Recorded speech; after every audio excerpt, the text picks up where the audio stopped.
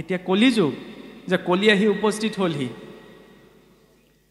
ধৰ্ম পৃথিৱীৰ ওপৰত যেতিয়া বিভিন্ন অত্যাচাৰ কৰি থাকোঁতে মহাৰাজ পৰীক্ষিত গৈ পালেগৈ আমি সকলোৱে জানো সেইটো কথা তেতিয়া মহাৰাজ পৰীক্ষিতে কলিক পৰাস্ত কৰি কেইটামান স্থান নিৰ্দিষ্ট কৰি দিলে নহয়নে জৈত খেলে যোৱা ভাষা কৰে মদ্যপান স্ত্ৰী পঞ্চ শুনা গৃহস্থৰ থাকে জৈত এই 4 স্থানত দিলো বংশ গয়া দ্বৈত বলি বিশ্বদেৱ পঞ্চ যজ্ঞ যাৰ নাই তাৰ পঞ্চ স্থানত থাকিবি সৰ্বদাই জৈত কৰে শ্ৰৱণ কীৰ্তন কি খবৰ নচাপিবি পাপি হিতু গৃহস্থ ওচৰ প্ৰথম চাওকচোন আমি এতিয়া খুৰাপানটোক আটাইতকৈ বেয়া বুলি কওঁ নহয়নে কিন্তু ইয়াত মহাৰাজ পৰীক্ষিতে কলিক থাকিবলৈ প্ৰথম স্থান ক'ত দিছে বাৰু জৈত খেলে জুৱা পাশা মদ্যপানতকৈ আটাইতকৈ অধোগামী কৰ্ম হৈছে জুৱা পাশা খেলাটো কিন্তু এইটো কথা প্ৰসংগত থাকিহে প্ৰকাশ কৰিছোঁ আপোনাৰভাৱে বেলেগকৈ নল'ব কিন্তু আজিকালি যিটো ব্যৱস্থা দিছে বিয়া এখন পাতকচোন অকণমান গ্ৰাম্য কথালৈও গুচি গৈছোঁ দেই বিয়া এখন পাতক সেইডোখৰত হৈছে দুজনে এইডোখৰতে তাচপাত খেলিবলৈ দিয়ে আমিও গাঁৱত থকা মানুহ দেখিছোঁ নিজৰ মিতিৰ কুটুমতো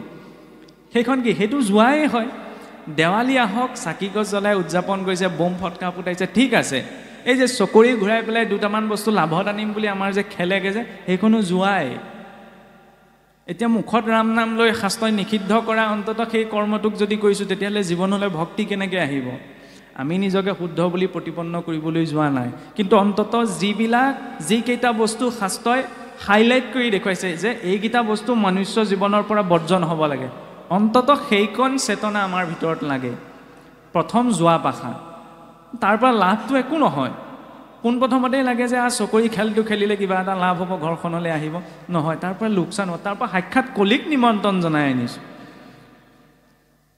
কাৰণ প্ৰত্যক্ষ ৰূপত কাৰোবাক ঠগি পেলাই মই কিবা এটা জীৱনলৈ লাভ আনিব নোৱাৰোঁ কাৰণ হিচাপটোতো সকলো হৈয়ে আছে ঠগৰ আটাইতকৈ শীৰ্ষস্থানীয় খেলখনেই হৈছে জুৱা পাশা যাৰ বাবে ধৰ্মৰাজ যুধিষ্ঠিৰৰ বাধ্যতাত পৰি পাশা খেল খেলিব লগা কাৰণে ইমান এটা বেয়া অৱস্থা সৃষ্টি হৈছিল সেইবিলাক উদাহৰণ আমাৰ বাবে এইকাৰণেইতো দিয়া হ'ল মদ্যপান গাখীৰৰ বেপাৰীজনে আকৌ টিলিঙা বজাই বজাই বিকিবগৈ লাগে কিন্তু মদৰ বেপাৰীজনে আপোনাৰ সেইটো ব্যৱস্থা কৰিব নালাগে বজাই গোটেই বাহনীৰ চুকত থাকিলেও বিচাৰি যায় গতিকে সেইটো চেতনাত আমি মানুহ হৈ থাকিব নোৱাৰোঁ আৰু মদ্যপান প্ৰকৃততে কি বস্তু আমি যদি চাওঁ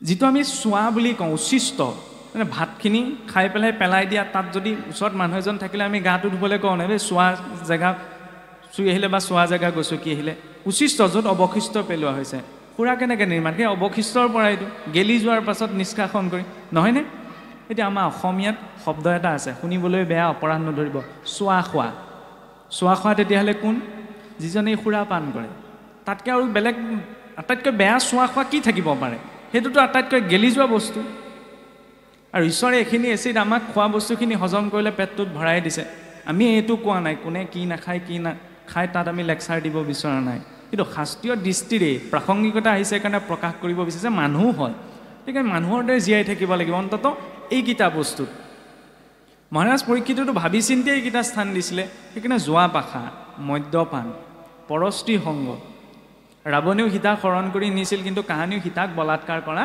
নাছিল বৰ ডাঙৰ কথা ৰাৱণেতো সীতাত মোহিত হৈ পেলাই হৰণ কৰি নিছিল কিন্তু কাহানিও সীতাক জোৰ জবৰদস্তি স্পৰ্শ কৰা নাছিল তাৰ বিপৰীতে আজিকালি সমাজবিলাকত দেশকালে যিবিলাক ঘটনা ঘটি থৈ গ'ল সেইবিলাক আমি প্ৰত্যক্ষ ৰূপত উচ্চাৰণো কৰিব নোৱাৰোঁ মানুহৰ মাজতেইতো হৈছে গতিকে তেনেকুৱা এটা পৰ্যায় যাতে নহয়গৈ বৰ্তমান যি হ'ল আৰু তাৰ বাবে আচলতে এই ধাৰাটো লাগে আৰু লাইটটো কি হয় এই কথাখিনি বাৰে বাৰে ৰিপিট কৰি থকা এইকাৰণেই আমাৰ মাজত প্ৰয়োজন আমি যে ধৰাই থাকিব লাগে নহ'লে আমি কিছুমান কথা পাহৰি যাওঁ অভ্যাস নাথাকিলে সকলো কথা পাহৰি যাওঁ নাই সেইকাৰণে কথা একেখিনিয়ে এইখিনি কথা আপুনিও আগতে বহুবাৰ শুনিছে এইটো প্ৰথম শুনা নাই খালি প্ৰত্যেকজন ব্যক্তিয়ে কোৱাৰ যিটো ধৰণ সেইটোহে বেলেগ হয় সকলোৱেতো একেখিনি কথাই কৈ আছে আজি যদি ব্যাখ্যা কৰিবলৈ আপোনাকো বহি দিয়া হয় শুনি পেলাই আপুনি এইকেইটা কথাই ক'ব কথা একেখিনিয়ে গতিকে সেই একেখিনি কথা বাৰে বাৰে ৰিপিট কৰি থকা এইকাৰণে প্ৰয়োজন যাতে কোনোবাখিনিত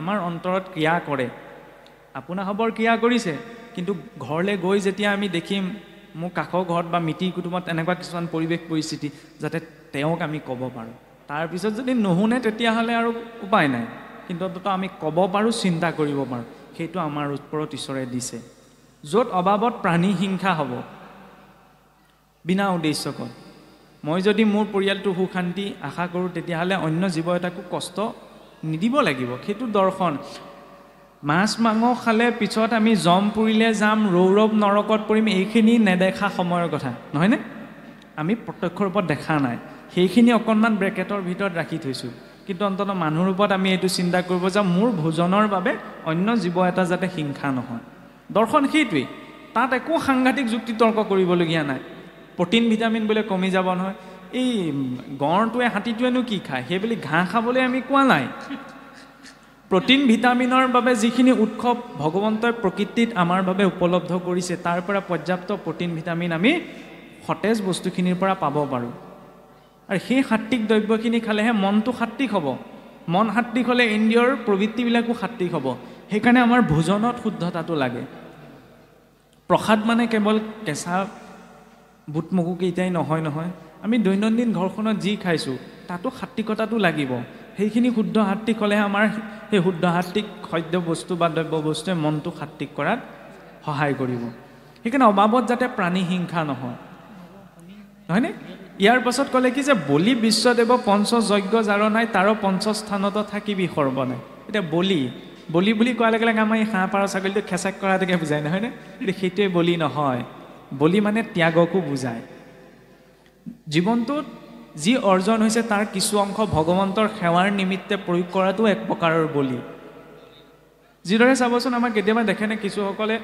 যেতিয়া অন্নপাতত বহে তাৰে কেইটামান আমাৰ পঞ্চবায়ুৰ ৰূপত 5 ভাগ এনেকৈ অৰ্পণ কৰে কিন্তু কিছুসকলে প্ৰথমতে যে ভগৱন্তক অৰ্পণ কৰি লয় বা কেইটামান চাউল ৰান্ধনীগৰাকীয়ে চৰুত দিয়াৰ আগত তাৰে এমুঠি যে গুৰু ভগতৰ নামত থৈ দিয়ে যিটো মুষ্টিদান বুলিও কয় কিছুসকলে সেইটো আনৰ অৰ্থেও মোৰ ঘৰত খেতিটো কৰিলোঁ মোৰ পৰিয়ালটো পোহপাল দিবলৈ কিন্তু সদায় সিদ্ধ কৰা চাউলৰ কেইটামান চাউল মই গুৰু ভগতৰ নামত বা অন্য ইতৰ প্ৰাণীসকলৰ নামতো থৈ দিছোঁ এইটো এক প্ৰকাৰৰ বলি আৰু বৈষ্ণৱ মাৰ্গতো বলি আছে বৈষ্ণৱ মাৰ্গত আমি বলি আমাৰ খালি সাত্বিক বলি এই পশু কটা বলি আমাৰ নাই সেইটো হৈছে তামসিক তাত হিংসা আচৰণ হয় বুট মাহটো দিছোঁ মগু মাহ দিছোঁ তাতোতো জীৱ আছে কিন্তু তাত জীৱ ইমান সংস্কাৰপ্ৰাপ্ত নহয় যে তাত সি অনুভৱ কৰিব কাৰণ সিহঁতৰ নাৰ্ভাছ ছিষ্টেমটো নাই সেয়া হৈছে সাত্বিক বিশ্বদেৱ ভগৱন্তৰ অৰ্চনা পঞ্চযজ্ঞ ব্ৰহ্মযজ্ঞ দেৱযজ্ঞ পিতৃযজ্ঞ নিযজ্ঞ আৰু ভূতযজ্ঞ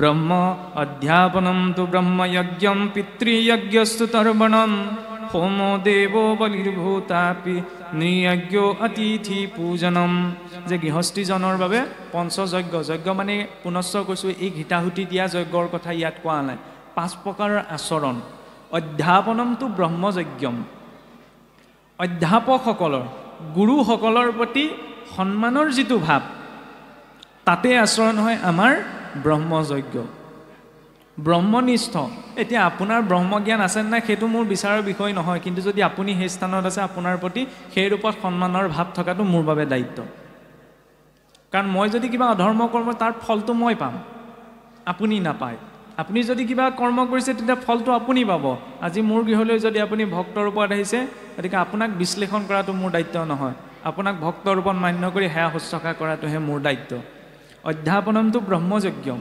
পিতৃযজ্ঞস্তু তৰ্পণম পিতৃ জীৱিত কালত পিতৃ মাতৃৰ প্ৰতি যি সেৱা শুশ্ৰূষা আৰু পিতৃ পৰলোক গমন কৰাৰ পাছত শাস্ত্ৰীয় বিহিত অনুসাৰে যি কৰ্ম কৰাৰ বিধান আছে তাৰ জৰিয়তে আচৰণ হয় পিতৃযজ্ঞ এনেকুৱা এটাও চিন্তা আছে নহয় বোলে মৰা গৰুৱে বোলে যিদৰে গাখীৰ নিদিয়ে বোলে মৰা মৃতকৰ অৰ্থে দি শ্ৰাদ্ধ পিণ্ডাদি কৰিলে বোলে কেনেকৈ পাব এতিয়া কথা হ'ল কি অন্য জীৱই ঊৰ্ধ্বদৈহিক গতি কৰিব নালাগে কিন্তু মনুষ্যই লাগে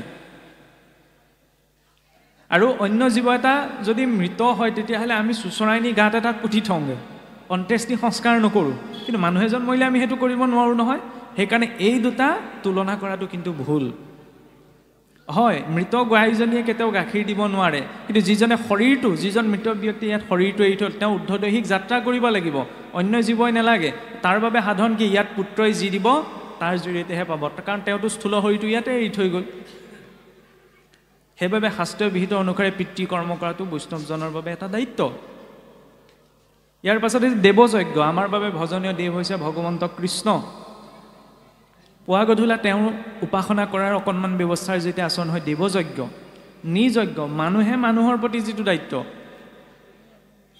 কাষৰ ঘৰতে সৰু এটা উদাহৰণ দিছোঁ, যেনিবা কাষৰ ঘৰতে কিবা এটা বিপদ হ'ল, তেওঁৰ সৈতে যেনিবা মোৰ মাতবোল নাই কিবা কাৰণত, কিন্তু বিপদটো হোৱাৰ পাছতো যদি মই অহংকাৰত নোযোৱাকৈ থাকোঁ, তেতিয়াহ'লে তাত আকৌ মোৰ ভাগৱত ধৰ্মৰ ৰক্ষা নহয়। মই যাব লাগিব, কাৰণ সেইখিনি সময়ত মই নিজৰ জ্ঞানৰ বা ব্যক্তিগত কিবা এটা মনোমালিন্যৰ ভাৱটোক পৰিত্যাগ কৰি মানুহ ৰূপত চিনি পাই তেখেতৰ সমীপলৈ যাব লাগিব। এইটো হৈছে ভাগৱতৰ দৰ্শন। তাৰ জৰিয়তে আচলতে নৃযজ্ঞ, ভূতযজ্ঞ, নৃযজ্ঞ, অতিথি পূজনম। অতিথিজন আহিলে আগতে কি হয় চাবচোন, এনেকুৱাটো দিন আছিলে, আমাৰ ককাসকলে পাইছে চাগে, এই যেতিয়া ৰান্ধনীয়ে বোলে ভাত বাঢ়ে, বহাৰ পাছত কোনোবা অতিথি আহিছে নি বোলে পদূলি মূৰলৈ ওলাই চায়। আজি ঠিক ওলোটাটো হৈ পৰিলে, খোৱা সময়ত দৰ্জা মাৰি খায়।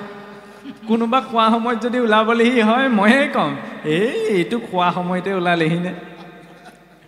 আচলতে চিন্তাটো তেনেকুৱা নহয়।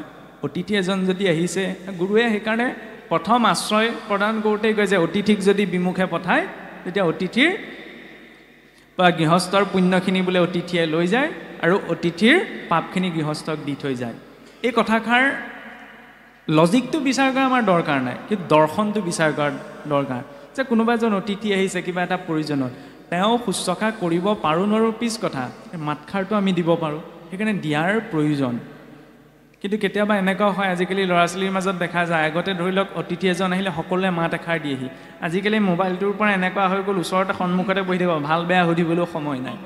তেনেকুৱা পৰিস্থিতি যাতে সৃষ্টি নহয়, সেইকাৰণে জনাটো প্ৰয়োজন যে মনুষ্যৰ বাবে আচৰণীয় এই 5 প্ৰকাৰৰ আচৰণবিধি আছে। ভূতযজ্ঞ, সমস্ত প্ৰাণীৰ প্ৰতি দয়া। গতিকে যাৰ এই 5 প্ৰকাৰৰ আচৰণবিধি নাই, তেওঁ বোলে পাচোস্থানত কলিৰ নিবাস, তেওঁ বিদ্যাস্থানতো কলি প্ৰৱেশ কৰিব, অধ্যাপকৰ প্ৰতি সন্মান নথকাৰ বাবে। তেওঁ পিতৃস্থানতো কলি প্ৰৱেশ কৰিব, তেওঁ দেৱস্থানতো কলি প্ৰৱেশ কৰিব। কেনেকৈ প্ৰৱেশ কৰিব? কাৰণ নাস্তিক বুলি কাক কোৱা হয়? ভগৱন্তক নামানো বুলি কোৱা যেন নাস্তিক নহয়। ভগৱন্তক মই আছে বুলি কৈছোঁ, ঠিক আছে, কিন্তু আছে বুলি কৈ মানিব পাৰিছোঁনে? গুৰু আসনৰ সন্মুখত যদি মই কিবা এটা নকৰিবলগীয়া এটা আচৰণ কৰোঁ, তাৰমানে কি মই প্ৰকৃত নাস্তিক হৈছোঁ? মই ভগৱন্ত আছে বুলি মুখেৰে কৈছোঁ, কিন্তু মানিব পৰা নাই। মই যদি ইয়াত আপোনাৰ সৈতে বহি তৰ্ক বিতৰ্ক কৰোঁ, মানে প্ৰকৃত দুৰ্ঘোৰ নাস্তিক হৈছোঁ। মই মুখেৰে কৈছোঁ ভগৱন্ত আছে আছে আছে, কিন্তু মানিব পৰা নাই। যদি মানিব পাৰিলোহেঁতেন, তেতিয়াহ'লে তেওঁৰ সন্মুখততো মই কটু বাক্য বা ধৰি লওক অসৎ আচৰণ কেতিয়াও নকৰোঁ, নহয়নে? সেইবাবে যেতিয়া আমি ভগৱন্তৰ ওচৰলৈ যাম বা দেৱকৰ্ম কৰিছোঁ, ঠিক আছে, নিজৰ স্বৰূপটো সন্মুখত লৈহে। পুতনায়ো যেতিয়া ভগৱন্ত কৃষ্ণক বধ কৰিম বুলি গৈছিল, এফালৰ পৰা চাবলৈ গ'লে পুতনাৰ মহাভাগ্য আছিল যে পুতনাই স্বয়ং জগতৰ যিজনা ঈশ্বৰক ঋষিমুনিসকলেও বহু বছৰ তপ কৰি নাপায়, সেইজনা ঈশ্বৰক কুলত তুলি ল'ব পাৰিছিল। কিন্তু পুতনাৰ অহুভাগ্য, কিন্তু সেই পুতনাৰ অহুভাগ্যও দুৰ্ভাগ্যলৈ পৰিৱৰ্তন হৈছিল যেই বোলে পুতনাই কুলাত তুলি ল'লে, ভগৱন্তই নিজৰ চকুকেইটা নিজেই ঢাকি দিলে। কিয়? বোলে পুতনাই নিজৰ ৰূপটো সলাই গৈছিল। সেইটো এটা পুতনাৰ ডাঙৰ অপৰাধ আছিল। গতিকে আমি ভগৱন্তৰ ওচৰলৈ যাব লাগে নিজৰ স্বৰূপটো লৈ। মোৰ মনত আছে কিবা এটা কপটতা ভাৱ, বেয়া ভাৱ, কিন্তু মই তাকে ঢাকি মেলি ভকত হৈ আহিছোঁ নহয়। ভগৱন্তৰ সন্মুখত বহিব এইকাৰণেই লাগে যে প্ৰভু, মই মোৰ এই স্বভাৱটো সলনি কৰিব বিচাৰিছোঁ, কিন্তু পৰা নাই, তুমি মাৰ্গদৰ্শন কৰা। ভগৱন্তই ভাবিব না মোৰ ওচৰত অন্ততঃ স্বীকাৰ কৰিছে, সেইটো লাগে। এনেকুৱা নহয় যে মই চাকি গছ জ্বলালোঁ, ধূপ গছ জ্বলালোঁ, ঘোষা এজনা গালোঁ, গুৰু বাক্য ক'লোঁ, উঠি আহিলোঁ। মোৰ যি সমস্যা আছে ভগৱন্তৰ সন্মুখত আছে বুলি মই তাক ব্যক্ত কৰিব লাগিব যে প্ৰভু, মই এনেকুৱা সমস্যাত আছোঁ, তুমি মাৰ্গদৰ্শন কৰা। তাৰ বাবে নিজৰো চেষ্টা লাগিব, কিন্তু ভগৱন্তৰ ওচৰত স্বীকাৰোক্তিটোও লাগে। সেইকাৰণে নিজৰ স্বৰূপটো, যদি নিজৰ স্বৰূপটো ঢাকি যাওঁ, তেতিয়া কিন্তু তাত সেই দেৱস্থানতো কলিহে প্ৰৱেশ কৰিব। যদি প্ৰাণীৰ প্ৰতি দয়া নাথাকে, তেতিয়া সেই দয়াৰ ক্ষেত্ৰতো কলি প্ৰৱেশ কৰিব। আৰু যদি অতিথিৰ প্ৰতি সদ্ভাৱ নাথাকে, তেতিয়া অতিথিৰ ৰূপতো কলিৰ প্ৰৱেশ কৰিব। সেইকাৰণে পঞ্চস্থান ভগৱন্ত মহাৰাজ পৰীক্ষিতে কলিক থাকিবলৈ এই নিৰ্দিষ্টকেইটা স্থানৰ লগতে যিজন ব্যক্তিৰ জীৱনত এই পঞ্চ আচৰণ নাই, 5 প্ৰকাৰ আচৰণ নাই, তেওঁৰ সেই পাচস্থানত থাকিবলৈও স্থান দিলে। ইয়াৰ পাছত ক'ত দিলে আমি সকলোৱে জানো যে হিমাৰ খালত। দ্বিতীয়ত ইয়াৰ পাছত স্থান দিলে শেষত গৈ সোণত। সেইকাৰণে ঘৰখনৰ 1 প্ৰতি সোণ হ'লেও ঈশ্বৰত অৰ্পণ কৰাটো প্ৰয়োজন যদি আছে। এইটো কোৱা নাই যে ভগৱন্তক সোণৰ ফুল দিয়ক, ৰূপৰ ফুল দিয়ক, নহ'লে আমাৰ মানুহৰ মানসিকতাটো এনেকুৱা, নিজৰ সোণৰ আঙঠিটো একদম পিয়'ৰ সোণ দিব দেই, নামঘৰত বোলে সোণৰ ফুল, সোণ পানী চৰাই দি দিয়ক, ক'ব নামঘৰত দিবলৈহে। জগতৰ ঈশ্বৰ, তেওঁক জানো ঠগাটো সম্ভৱ? প্ৰয়োজন নহয় সোণৰ ফুল দিয়াটো ৰূপৰ ফুল দিয়াটো, কিন্তু যি ৰূপত দিয়া হৈছে শুদ্ধ ভাৱত। মই লাগিলে ইম্পিয়ৰকৈ পিন্ধো, ভগৱন্তক পিয়ৰকৈ, কাৰণ তেওঁ আছে, তেওঁৰ দৃষ্টি আমাৰ ওপৰত আছে। আৰু সেই দ্ৰব্যৰ বস্তুৰ জৰিয়তে তেওঁৰ ভাৱটো আমাৰ গ্ৰহণ কৰে। নিশ্চয়কৈ ভগৱন্তই বুট মাহ কল এইবিলাক একো নাখায়, কিন্তু ভগৱন্তই তাৰ জৰিয়তে ভাৱটো গ্ৰহণ কৰে। আৰু চাওকচোন দেউৰীজনে ইমান সুন্দৰ সতৰ্কতাৰে শৰাইখন আগবঢ়ায়, আমাৰ শৰাইখন সম্পূৰ্ণ সাত্বিকভাৱে অৰ্পণ কৰে। সেইকাৰণে চাবচোন দেউৰীজনে শৰাইভাগ সজাওঁতে ইমান সতৰ্কতা অৱলম্বন কৰে। চাউলকেইটা দিও হাতখন দিয়াব, মগুকেইটা দিও হাতখন আঁতৰাব। কিছু কিছু সমাজত বুটকেইটা দিয়া নহয় শৰাই। কিয় দিয়া নহয়? তাত এটা দৰ্শন আছে, বুটত প্ৰাণ আছে, নহয়নে? তাত প্ৰাণ আছে। সেই বুটটো যদি আমি মাটিত পেলাই দিওঁ তাৰ পৰা গজালি ওলাব। প্ৰাণযুক্ত বস্তু সেই নৈবেদ্যৰ ঠগীখনত অৰ্পণ কৰা নহয়। দেউৰীজনে জানে কমলাটো যেতিয়া গুচাব তাত এনেকুৱা দুটা ফুটা ওলাই, যিটো দুটা ফুটাত গুটি নাথাকে, সেই দুটা ফুটাহে শৰাইৰ বাবে নিৰ্বাচন কৰিব। গুটি থাকিলে তাত বীজ আছে, বীজ থাকিলে প্ৰাণ। কিমান সাত্বিকভাৱে, নহয়নে? সেইটো দৰ্শন। আৰু সেই সাত্বিকভাৱে দিয়া ভাৱটো ভগৱন্তই গ্ৰহণ কৰে, তেতিয়া সেয়া প্ৰসাদ হয়। বুটমাহ নহয় নহয়, আমাৰ কি কোৱা হৈছিল? আজিকালিহে আমি বুটমাহ বুলি কওঁ, বুটমাহ, কিন্তু প্ৰকৃততে মাহ প্ৰসাদ। তাৰ জৰিয়তে ভাৱটো যুক্ত হয়। গতিকে এইখিনিৰ পৰা ভাৱ পৰিপুষ্ট হোৱাৰ মাধ্যম হৈছে এই মহাপুৰুষৰ নিয়মাৱলীখিনি। আৰু সেইবাবে কলিত এতিয়া জন্মগ্ৰহণ বাবে কলি যিকেইটা স্থানত আছে তাৰ প্ৰতি আমি সতৰ্ক হ'লোঁ। সতৰ্ক হোৱাৰ পাছতে এতিয়া নিজক এনেকুৱাকৈ প্ৰস্তুত কৰি ৰাখিব লাগিব। মহাৰাজ পৰীক্ষিতে যে পাহৰি গৈছিল যে তেওঁ থাকিবলৈ কলিক স্থান সোণতো দি থৈছিল। কাৰণ সেয়া চাওকচোন, মহাৰাজ পৰীক্ষিতে দিন বাগৰিলত কথা পাহৰিছে। যেতিয়া ৰাজভঁৰালৰ চন্দুকটো খুলি দেখিলে তাত এটা সুন্দৰ মুকুট দেখিলে, সেই মুকুটটো জৰাসন্ধৰ আছিল। আমি সকলোৱে জানো ভীমে পৰাস্ত কৰি নি ৰাজভঁৰালত জমা কৰি দিছে। যেতিয়া সোণৰ সুন্দৰ মুকুটটো দেখিলে যা পৰীক্ষিতৰ পিন্ধি যাবলৈ মন গ'ল। এতিয়া এইখিনিতে এটা দৰ্শন আছে চাবচোন। আমাৰ যে কোৱা হয় যে কোনোবাই ব্যৱহাৰ কৰা বস্তু সকলোৱে ব্যৱহাৰ কৰিব নালাগে, যে কিয় কয় জানেনে? এতিয়া জৰাসন্ধ কিমান চাবলৈ গ'লে কিমান এটা মহাপাপী অসুৰ আছিল। সেই ব্যক্তিজনে মূৰত পিন্ধা মুকুটটোতো তেওঁৰ সেই বেয়া গুণৰ প্ৰভাৱ আছে। সেইকাৰণে আমাৰ যে বেলেগৰ কাপোৰ পিন্ধিব নাপায় নহয়। ইয়াতো এটা অকণমান চিন্তা এটা আছে সংস্কাৰমুখী, কাৰণ আমি নাজানো সেই বস্তুটো কোনে কি ভাৱত প্ৰয়োগ কৰিছে। সেইকাৰণে আমাৰ সকলোৱে চাবচোন এটা সময় আছিল সকলোৰে ঘৰখনতো ব্যৱহাৰ কৰা সকলোৰে বস্তুবিলাক বেলেগ বেলেগ, কাপোৰ কানিৰ পৰা বাচন বৰ্তনলৈকে। কিয়? কাৰণ আমি কাৰোবাক বেয়া বুলি ক'বলৈ যোৱা নাই, কিন্তু কাৰ ভাৱ কোনটো স্তৰত আছে সেইটো আমি নাজানো। আনৰ ভাৱ এটা আমাক যাতে প্ৰভাৱিত কৰিব নোৱাৰে ইমান সতৰ্কতা অৱলম্বন কৰা হৈছিল। সেইবাবে সেই জৰাসন্ধৰ মুকুটটো, ইমান অত্যাচাৰী অহংকাৰী ৰজাজনৰ মুকুটটো যেতিয়া ৰজা পৰীক্ষিতে পিন্ধিল, তেতিয়া নিশ্চয়কৈ তাৰ প্ৰভাৱ এটা সেই মুকুটটোতো আছে। আৰু লগতে তাত আৰু ইন্ধন যোগাই দিলে তাত থকা কলিৰ প্ৰভাৱে। আৰু কলিৰ প্ৰভাৱত সেই মুকুট পিন্ধাৰ লগে লগে মহাৰাজ পৰীক্ষিতে মৃগয়া কৰিবলৈ মন গ'ল, মৃগ খেদি গ'লগৈ। কাহিনীটো সকলোৱে জানো। পিছত অভিশাপ পালে। অভিশাপ পোৱাৰ পাছত এতিয়া চিন্তাটো কি কৰিছে যে গৃহ অন্ধকূপত কৰিলোঁ মই পাপ, কৃষ্ণৰেহে প্ৰসাদত পাইলুৰি শিখাপ, জানন্ত বিফলে মৰে সন্তৰ সন্ততি, সাপ দিয়াই উপজাইলা মোৰ বীৰকতি। মৰিবলৈ অভিশাপ পাইছে, কিন্তু চিন্তা কৰিছে কি অত জীৱনটো অতদিন মই ৰাজ্য ভোগৰ নামতে পাৰ কৰিলোঁ, এতিয়া ঈশ্বৰ কৃষ্ণই মোক এই অভিশাপৰ জৰিয়তে মনলৈ বৈৰাগ্যৰ ভাৱটো আনি দিছে যে মোৰ হাতত আৰু 7টা দিনহে আছে। এই 7টা দিনত যদি মই নিজে গতি নাপাওঁ তেতিয়া আকৌ কি কীট পৰুৱা হৈ জন্মগ্ৰহণ কৰিবলৈ তাৰ একো গেৰেণ্টি নাই। গতিকে মই সতৰ্ক হ'ব লাগে। গতিকে আমি প্ৰথমতে জিজ্ঞাসা কৰিলোঁ, আশ্ৰয়লৈ গ'লোঁ, দয়াভাৱ আনিলোঁ, অহংত্যাগ কৰিলোঁ, ভাৱনা ৰাখিলোঁ, ঠিক আছে। তাৰ লগতে কলিৰ প্ৰভাৱৰ পৰা যাতে মুক্ত হৈ থাকোঁ, সেইকাৰণে কলি থকা স্থানকেইটা জীৱনৰ পৰা আঁতৰাই দ্বিতীয়তে প্ৰয়োজন হ'ব এই মহাৰাজ পৰীক্ষিতৰ সতৰ্কতাটো। আৰু ঋষি শৃংগীয়ে ইমান ভাবি চিন্তি ৰজা পৰীক্ষিতক অভিশাপ দিছে চাওকচোন। সমীক মুনিক যেতিয়া অপমান কৰিলে, তেওঁৰ পুত্ৰ ঋষি শৃংগীৰ খং উঠিলে। খং উঠিলত ৰজা পৰীক্ষিতক অভিশাপ দিলে যে তোমাক 7 দিনৰ ভিতৰত তক্ষকে দংশন কৰিব। ইমানেই যদি খং উঠিছিল তেতিয়া দুদিনতে মৰি থাক বুলি নকলে কেলে? আজিয়ে তুমি মৰি থাকা বুলি নকলে কেলে? 7 দিন ইমান পৰিকল্পনা কৰি অভিশাপ দিলে যে 7 দিনৰ পাছতহে তুমি মৰিবা। কাৰণ চাওকচোন, মনুষ্যৰ জন্মই হওক বা মৃত্যুই হওক এই 7টা দিনতেই সম্ভৱ। এই 7টা দিনক বাদ দি কাৰো জন্মও নহয়, মৃত্যুও নহয়। গতিকে আমাৰো মৃত্যু ৰজা পৰীক্ষিতৰ মৃত্যু যে 7 দিনৰ পাছত হৈছিল এনেকুৱা নহয় 7টা দিনৰ ভিতৰতে আমাৰ মৃত্যু নিশ্চিত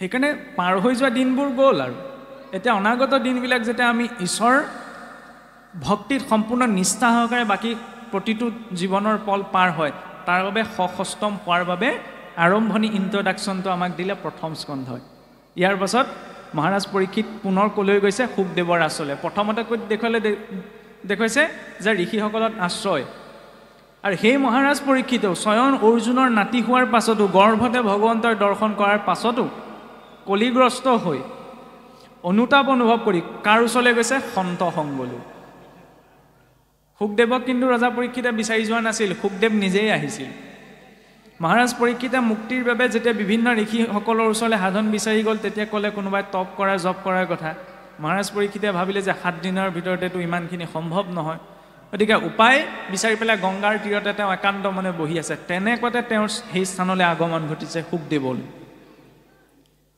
আমি যদি ভগৱন্ত সম্পৰ্কীয় কিবা এটা বিচাৰিছো তেতিয়া আমাৰ সামৰ্থ্যতা নাই যে আমি নিজেই বিচাৰি যাম যদি ভাৱটো প্ৰস্তুত হৈছে অন্তৰত তেতিয়াহ'লে ভগৱন্তই তাক জীৱনলৈ আগমন ঘটাই দিয়ে যিদৰে মহাৰাজ পৰীক্ষিতে মুক্তিৰ বাবে উপায় বিচাৰিছিল সেইকাৰণে প্ৰত্যক্ষ ৰূপত সেই স্থানলৈ শুকদেৱৰ আগমন ঘটাই দিলে আৰু যেতিয়া শুকদেৱৰ আশ্ৰয় গ্ৰহণ কৰিলে গতিকে শুকদেৱক সুধিছে কি যে ম্ৰিয়মান নৰে ইটো সংসাৰত কৰিবে কোন কৰ্ম ক যে হে শুকদেৱ মই এতিয়া মৰিবলৈ অভিশাপ পালোঁ 7টা দিনহে মোৰ হাতত আছে গতিকে মই কি কৰিম এইটো সোধা নাই ম্ৰিয়মান নৰে যে মোৰ দৰে মৃত্যু অভিমুখী লোকসকলে কি কৰ্ম কৰা উচিত বিস্তৰি কওঁ আৰু সেই শুকদেৱৰ আগমতে প্ৰথম স্কন্ধ সম্পূৰ্ণ হৈছে গতিকে আমিও আধ্যাত্মিক গুৰুজনৰ ওচৰত এইটো ভাৱনা যে আমাৰ দৰে মৃত্যু অভিমুখী লোকসকলে কি কৰাৰ প্ৰয়োজন সেইবাবে দ্বিতীয় স্কন্ধত বিদুৰ মৃত্যুৰ সংবাদৰ যেতিয়া প্ৰসংগ হৈছে প্ৰথমতে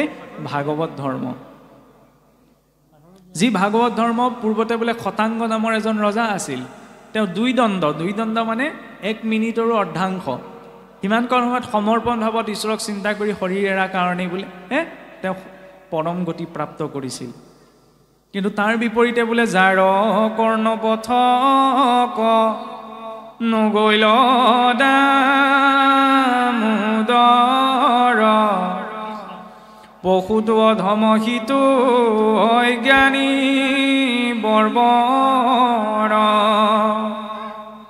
অবজ্ঞাৰ স্থলিহিত কুকুৰ সদৃশ বিষ্ঠা ভুঞ্জি কৰে যেন শুকৰে সৰিষ ওতে যেন কন্ত কচু বায়াতি মৰে গাধে ভাৰ বায়া মনে আনন্দ ককৰে হৰি কথা শ্ৰৱণত ৰতি নাই যাৰ এহি চাৰি গোটা পশু পতন্তৰ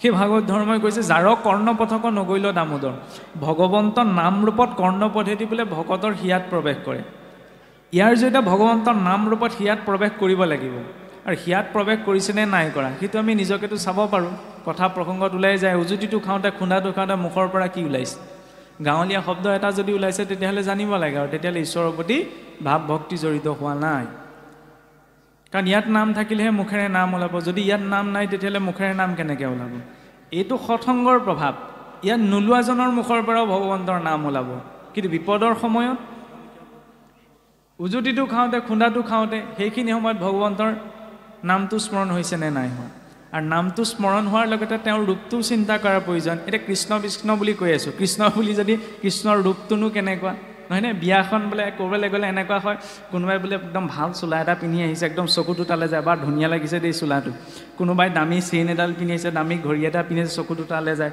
ঠিক আছে কোনো দুখ নাই ভগৱন্তইনো কি পিন্ধি আছে সেইটোলৈ আমাৰ দৃষ্টিটো গৈছেনে নাই যোৱা সেইবাবে মহাপুৰুষে কি ধ্যান দিলে ভগৱন্তৰ অৰুণ চৰণৰ পৰা ধ্বজ বজ যাব অংকুশ পংকজ এই পঞ্চচিহ্নযুক্ত অৰুণ চৰণৰ পৰা ক্ৰমাৎ আগবাঢ়ি বোলে একদম কিৰীটিলৈকে শিৰৰ মুকুটটোলৈকে পুনৰ মুকুটটোৰ পৰা চৰণলৈকে ভগৱন্তৰ ৰূপটো চিন্তা কৰিব লাগে ভগৱন্ত এলা পেচা নহয় ৩২ প্ৰকাৰৰ অলংকাৰেই পিন্ধে সেই ৩২ অলংকাৰো নিৰ্দিষ্ট নিৰ্ণয় আছে কৃষ্ণ কৃষ্ণ বুলি আমি কৈ আছোঁ এতিয়া শব্দটোতেই থাকিলে নহ'ব কৃষ্ণৰ ৰূপটোলৈও যাব লাগিব তেতিয়াহে কৃষ্ণৰ চিন্তন হ'ব কৃষ্ণ বুলি ক'লে আমি সাধাৰণতে কিবা বাঁহী বজাই থকা এজন আৰু ঈশ্বৰ পুৰুষ কিন্তু সেয়াই কৃষ্ণৰ সম্পূৰ্ণ অভিব্যক্তি নহয় নহয় ভগৱন্তৰ সম্পূৰ্ণ শ্ৰীঅংগত কি বস্ত্ৰ পৰিধান কৰিছে তেওঁৰ মুখত থকা সেই হাঁহিটোলৈকে তাৰ একোটা আধ্যাত্মিক নিৰ্ণয় আছে গুৰুৰ ওচৰলৈ গ'লে গুৰুৱে সকলো বুজাই দিয়ে সেই ৰূপটো দৰকাৰ প্ৰথমতে সেইকাৰণে আমি অপৰাধযুক্ত হৈ নাম লওঁ মানে আমি নাজানো যে নাম কেনেদৰে ল'ব লাগে ইত্যাদি ইত্যাদি যিখিনি যাৱতীয় কথা দ্বিতীয়তে আমি অপৰাধ শূন্য হৈ নাম ল'বলৈ হ'লে ভগৱন্তৰ নামৰ সৈতে ৰূপটো দৰকাৰ এই ৰূপটো আহিলেহে সেই বিপদৰ সময়ত ভগৱন্তৰ স্বৰূপটো কৃষ্ণ বুলি কোৱাৰ লগে লগে চকুৰ আগলৈ স্বৰূপটো ভাহি আহিব কিন্তু মই মুখেৰে কৃষ্ণ বুলি কৈ যদি ল'ৰাটোলৈ মনত পৰে তেতিয়াহ'লে কেনেকৈ তাৰ পৰা গতি শুদ্ধ হ'ব জানো যে ইয়ং ইয়ং ভাৱ স্মৰে নিত্যম তজ্জন দেৱ কলেবৰম তং তমেৱতী কুন্তয় সদা তৎ ভাৱ ভাবিত অন্তিম সময়ত যাক উচ্চাৰণ কৰি মৰে সেই বুলি কোৱা হোৱা নাই যাক চিন্তা কৰি শৰীৰ এৰে সেই অনুৰূপতেই জীৱই গতি পায় মুখেৰে মই কৃষ্ণ বুলি কৈছোঁ ঠিক আছে সেই ভগৱন্তৰ নামৰ কিন্তু কৃষ্ণ শব্দটিৰ লগতে ভগৱন্তৰ ৰূপটোতো আহিব লাগিব আৰু সেই ৰূপটো চিন্তা যদি আমি এইটো সময়ৰ পৰা অভ্যাস নকৰোঁ তেতিয়া অন্তিম সময়ত কেৱল কৃষ্ণ বুলি কৈ দিলে তেওঁৰ ৰূপটো অহাটো সংসাৰ আটাইতকৈ টান কাম মানুহে যদি বিচাৰে বোলে ব্ৰহ্মপদতো অধিষ্ঠিত হ'বগৈ পাৰে নিজৰ পুণ্য বলেৰে কিন্তু সংসাৰ আটাইতকৈ ডাঙৰ টান কামটো হৈছে কি অন্তিম সময়ত ঈশ্বৰক চিন্তা কৰাটো বৰ টান কাম আমি নিজে ক'বও নোৱাৰোঁ যে আমি ইমানখিনি চৰ্চা কৰিছোঁ ঈশ্বৰক চিন্তা কৰি শৰীৰ এৰিম সেইকাৰণে ঈশ্বৰৰ ওচৰত মাত্ৰ আমি এটা ভাৱনাই ৰাখিব পাৰোঁ যে প্ৰভু তোমাৰ যে গুণনাম লৈছোঁ লোৱা সময়কণ তোমাক চিন্তা কৰা সময়কণ যাতে কায় মন বাক্য তিনিটা বস্তু তোমাতেই থাকে আৰু মই নিজৰ কৰ্ম অনুসাৰে যি গতিয়ে নাপাওঁ কিয় তোমাৰ স্মৰণৰ পৰা যাতে মই বিলগ্ন নহওঁ তেতিয়া ভগৱন্তৰ দয়া উপজিব কিন্তু যদি চতুৰতাটো কৰোঁ তেতিয়াহ'লে ভগৱন্তই আপোনাৰ মোৰ লগত যদি চতুৰতা কৰিবলৈ হ'লে তেতিয়াহ'লে ভাবি থাকোঁতেই জীৱনটো গুচি যাব সেইবাবে কোৱা হৈছে ভগৱন্তৰ নাম কৰ্ণপদ্ধতি আমাৰ হৃদয়ত প্ৰৱেশ কৰিব লাগিব তেতিয়াহে কৃষ্ণ সূৰ্য উদিত হ'ব নহয়নে তেতিয়াহে নাম ধৰ্ম বিদিত হ'ব কৃষ্ণ সূৰ্য পূবতো নহয় পশ্চিমতো নহয় হৃদয়ত হ'ব এই মনৰূপী মথুৰাত হৰি কথা মঠিব লাগিব তেতিয়াহ'লে হৰি ব্যক্ত হ'ব কিন্তু ইয়াত যদি মথন সম্ভৱ নহয় তেতিয়ালৈকে ভগৱন্ত বস্তু বিদিত নহয় আৰু যাৰ অন্তৰত সেই ভাৱনা সৃষ্টি হোৱা নাই তাক কাৰ লগত তুলনা কৰিছে অৱজ্ঞাৰ স্থলী সিটো কুকুৰৰ সদৃশ কুকুৰটোক আৰু কোনোবাই পোহনীয়াকৈ সাধাৰণ স্তৰটো অৱজ্ঞা কৰে ন জীৱ হিচাপত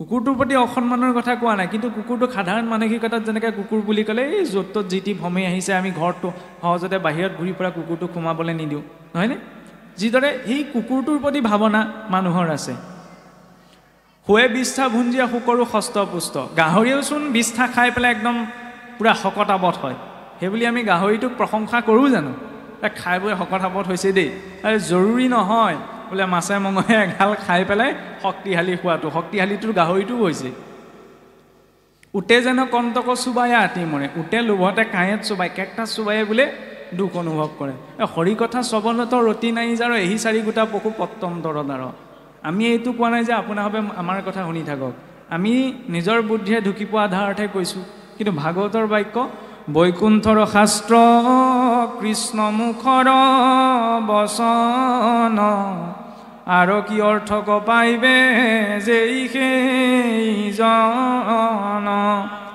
বৈকুণ্ঠৰ অধিপতি ভগৱন্ত কৃষ্ণৰ নিজ মুখৰ বাক্য হৈছে ভাগৱত মোৰ কথা নুশুনিলে কোনো দুখ নাই কিন্তু ভাগৱতৰ কথা নুশুনিলে স্বয়ং ভগৱন্তৰ কথাকে অৱজ্ঞা কৰা হ'ব আপোনাৰ ঘৰত গৈ যদি মই আপোনাৰ কথাত গুৰুত্ব নিদিওঁ আপুনি জানো ভাল পাব নিশ্চয়কৈ নাপায় এতিয়া ভগৱন্তৰ গৃহত আহি ভগৱন্তৰ কথাত গুৰুত্ব নিদিলে নিশ্চয়কৈ ভগৱন্তই আপোনাক মোক ভাল নাপায় গতিকে ভক্তি মাৰ্গটোত সৰলতাৰে আমি আগবাঢ়িব পাৰোঁ যুক্তি তৰ্কৰে নহয় অন্তৰত সৰলতাৰ ভাৱ লাগে ইয়াৰ পাছতে প্ৰসংগ হৈছে বিদুৰ মৈত্ৰেয় সংবাদৰ য'ত মহৰ্ষি মৈত্ৰেয় ব্যাসদেৱৰ শিষ্য মহৰ্ষি মৈত্ৰেয় বিদুৰক ভগৱন্তৰ গুণলীলাৰ কথা বৰ্ণনা কৰিছে এতিয়া ভগৱন্তৰ 5 প্ৰকাৰ অৱতাৰ আছে অংশ অৱতাৰ অংশাংশ অৱতাৰ আৱেশ অৱতাৰ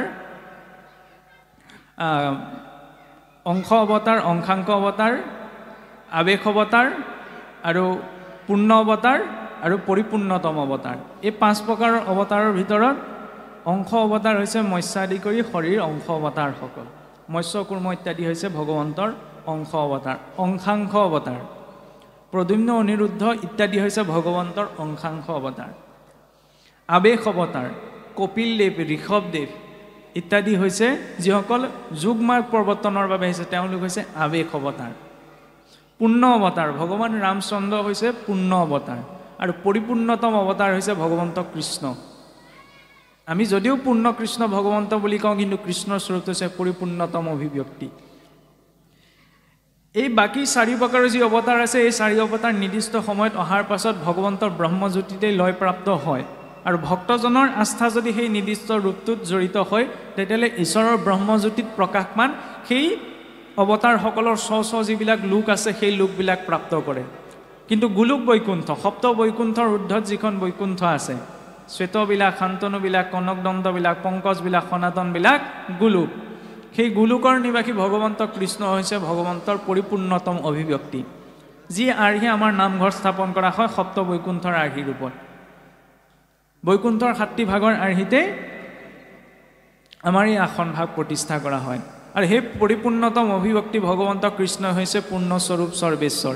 সেইবাবে তেওঁৰ স্বৰূপটো 3টা ৰূপত প্ৰকাশ কৰা হৈছে। সৎচিত আনন্দ, যেতিয়া কোনো নাছিল তেওঁ তেতিয়াও আছে, আজি আপুনি মই আছোঁ তেওঁ এতিয়াও আছে, যেতিয়া আপুনি মই নাথাকিম তেওঁ তেতিয়াও থাকিব। চিত, জীৱ যিহেতু অপূৰ্ণ, সেইকাৰণে এই শৰীৰৰ ওপৰত মায়া আৰু কালৰ প্ৰভাৱ আছে, কিন্তু ভগৱন্তৰ দিব্য শৰীৰত মায়া আৰু কালৰ প্ৰভাৱ নাই। ভগৱন্তক ভাৱে পুৰণ পুৰুষ বুলি কোৱা হয়।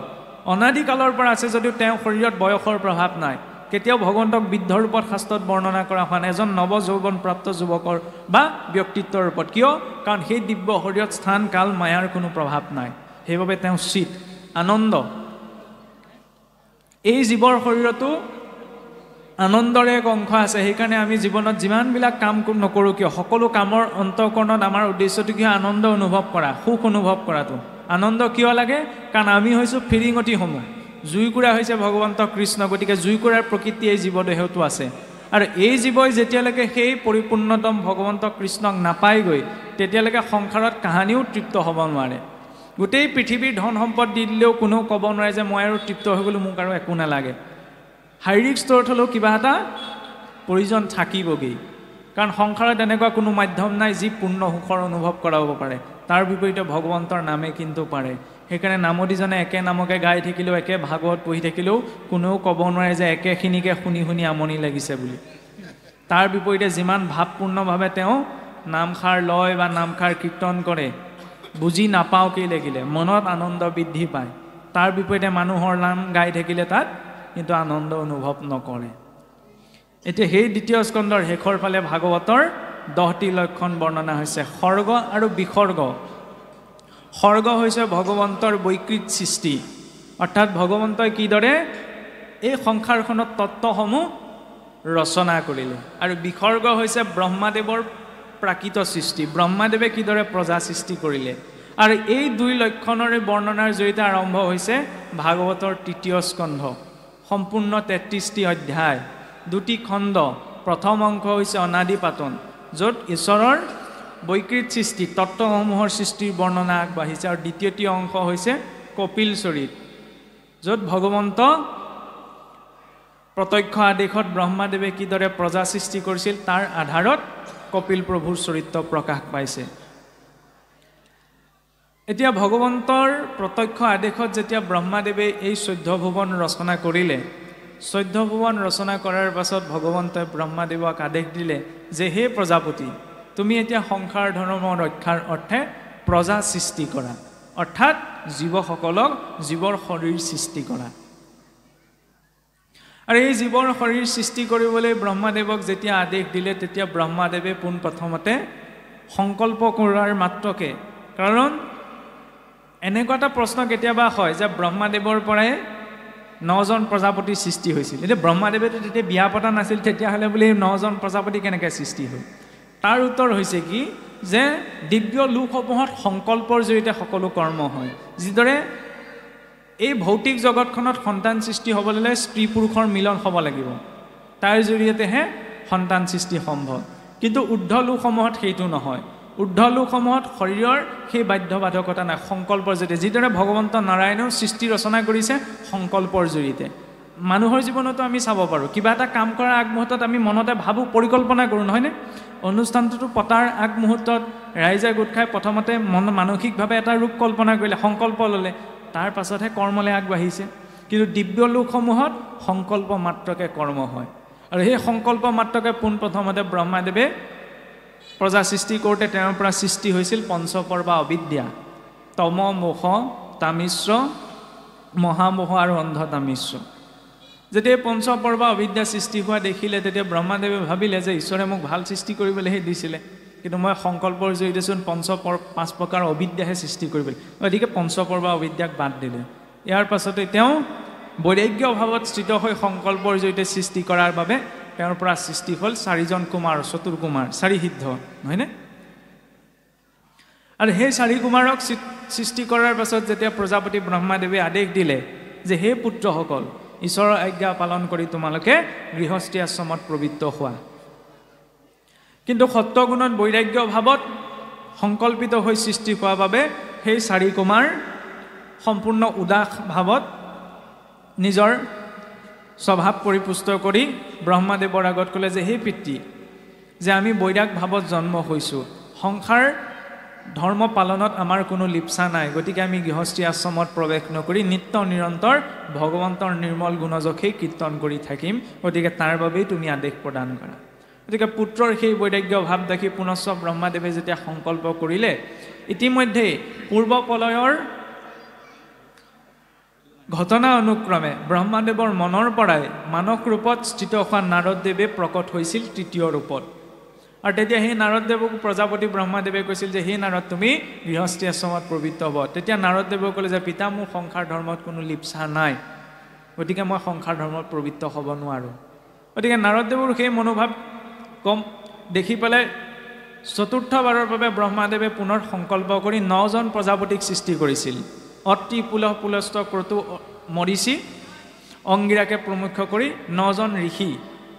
আৰু সেই ঋষি 9জনক সৃষ্টি কৰি ব্ৰহ্মাদেৱে যেতিয়া প্ৰজা সৃষ্টিৰ বাবে উপদেশ দিছিল যে হে নৱ প্ৰজাপতি, তোমালোকে সংসাৰ ধৰ্ম ৰক্ষা কৰিলে 14 ভুৱনত প্ৰজা বিস্তাৰ কৰা। তেতিয়া তেওঁলোকে বাৰে বাৰে সংকল্প কৰিছিল যদিও সংসাৰলৈ আহি প্ৰজা সৃষ্টি হোৱা নাছিল। আৰু তেতিয়া দেখিলে ব্ৰহ্মাদেৱে যে 9জন প্ৰজাপতি সৃষ্টি কৰি তেওঁলোকক সংসাৰ ধৰ্মত প্ৰবৃত্ত হ'বলৈ সংসাৰলৈ পঠিওৱাৰ পাছতো সৃষ্টি কিয় আগবঢ়া নাই। তেতিয়া ব্ৰহ্মাদেৱে চিন্তা কৰি দেখুৱালে যে তেওঁ ইতিমধ্যে সৃষ্টিৰ বাবে স্ত্ৰী তত্ত্বটো ব্যক্ত কৰা নাছিলে। আৰু এই ভৌতিক জগতখনত যেতিয়ালৈকে স্ত্ৰী পুৰুষ সমপৰ্যায়লৈ নাহে, তেতিয়ালৈকে সৃষ্টি ধৰ্ম ৰক্ষাটো সম্ভৱ নহয়। আৰু তেতিয়া ব্ৰহ্মাদেৱে বোলে সংকল্প কৰি তেওঁ ছায়াৰ পৰাই ঋষি কদৰ্মক সৃষ্টি কৰিছিল। আৰু নিজৰ মনটোক মানসিকভাৱে দুভাগ কৰি প্ৰথম স্বয়ম্ভুৱ মনু আৰু তেওঁৰ বাওঁ অংশৰ পৰা সোঁ অংশৰ পৰা স্বয়ম্ভুৱ মনু আৰু বাওঁ অংশৰ পৰা দেৱী শতৰূপাক উৎপন্ন কৰিছিল। সেইবাবে মনুষ্যৰ আদি পিতা বুলি কোৱা হয় স্বয়ম্ভুৱ মনুক। মনু উৎপন্নাতিথি মনুষ্য। আমি মনুষ্য বুলি কিয় কওঁ? কাৰণ মনুৰ সন্তানসকলক মনুষ্য বুলি কোৱা হয়। আৰু সেই স্বয়ম্ভুৱ মনু আৰু দেৱী শতৰূপাৰ 3গৰাকী কন্যা সন্তান জন্ম হৈছিল, আকুতি, প্ৰসূতি, দেৱসূতি। আকুতিক বিয়া দিছিল ৰুচি প্ৰজাপতিলৈ, প্ৰসূতিক দিছিল দক্ষ প্ৰজাপতিলৈ, আৰু এই আই দেৱসূতিক দিছিল ঋষি কদৰ্মলৈ। ঋষি কদৰ্মকো যেতিয়া ব্ৰহ্মাদেৱে প্ৰজা সৃষ্টিৰ বাবে উপদেশ দিছিল, তেতিয়া সেই ঋষি কদৰ্মই পোনপ্ৰথমতে বৈৰাগ্য ভাৱত প্ৰজা সৃষ্টি নকৰোঁ বুলি সংকল্প প্ৰকাশ কৰিছিল যদিও বাৰে বাৰে কৰা প্ৰজাপিতা ব্ৰহ্মাৰ অনুৰোধত তেওঁ সংসাৰ ধৰ্মত প্ৰবৃত্ত হ'বলৈ মান্তি হ'ল।